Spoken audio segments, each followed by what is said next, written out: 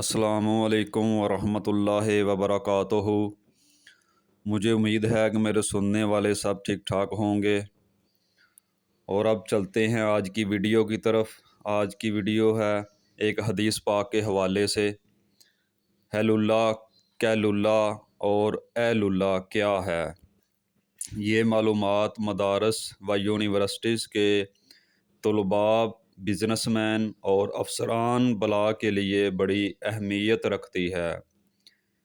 Heel اللہ کا معنی ہے نماز فجر کے بعد یا نماز فجر کے وقت کے بعد سورج طلوع ہونے سے پہلے سوئے رہنا۔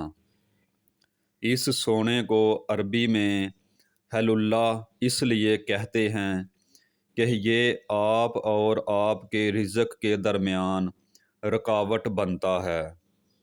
یہ وقت اللہ کی طرف سے رزق کی برسات اور تقسیم کا ہوتا ہے۔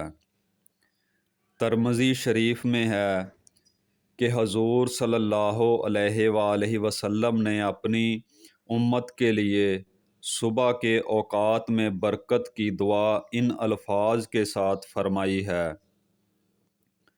حضرت فاطمہ رضی اللہ عنہا اس وقت محو استحارات تھیں۔ سرکار دو عالم صلی اللہ علیہ وآلہ وسلم تشریف لائے اور انہیں مخاطب کرتے ہوئے فرمایا، اے دختر عزیز، اٹھ جائیے، اپنے رب کا رزق حاصل کیجیے، غافل لوگوں میں سے نہ بنیے۔ اللہ کریم طلوع فجر سے لے کر طلوع آفتاب تک بندوں کا رزق تقسیم فرماتے ہیں۔ نمبر 2، کہل اللہ۔ کہل اللہ نماز ظہر کے بعد یا اس سے پہلے آدھے گھنٹے یا کم و بیش کے لیے آرام کرنا کہلاتا ہے۔ یہ عبادت بھی ہے، خاتم النبیین صلی اللہ علیہ وآلہ وسلم کی عادت بھی ہے اور صحت بھی ہے۔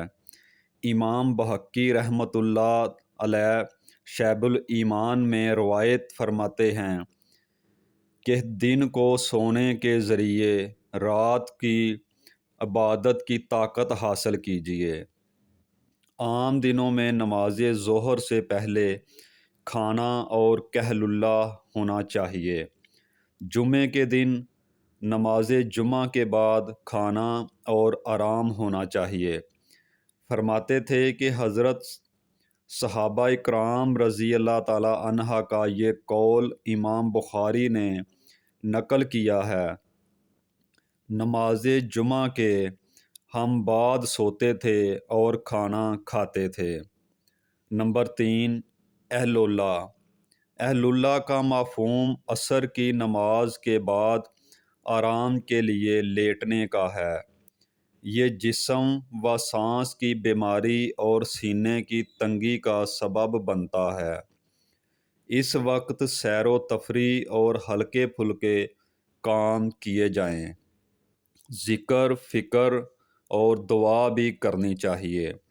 ہمارے اساتذہ کرام اس کی اہمیت پہ زور دیتے ہوئے فرماتے تھے کہ حدیث کے مطابق یہ دونوں قسم کے فرشتوں کے اجتماع کا وقت ہوتا ہے۔ رات والے فرشتے آتے اور دن والے روانہ ہو جاتے ہیں۔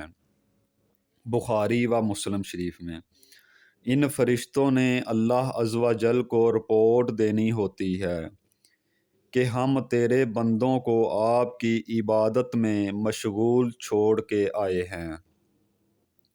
ہمیں اپنا نظام الاوقات ترتیب دینے چاہیے، جس میں کھانے پینے، سونے جاگنے، ملنے ملانے اور سوشل میڈیا استعمال کرنے سمیت تمام معاملات ایک نظم اور ترتیب کے ساتھ کرنی چاہیے۔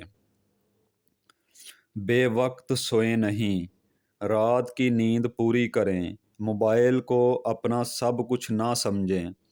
یہ ایک ضرورت ہے، اسے ضرورت کی حد تک رکھیں۔ رات عشاء کی نماز سے پہلے نہ سوئیں اور رات عشاء کے بعد زیادہ دیر تک فضول گوئی میں نیند کا وقت ضائع نہ کیجیے۔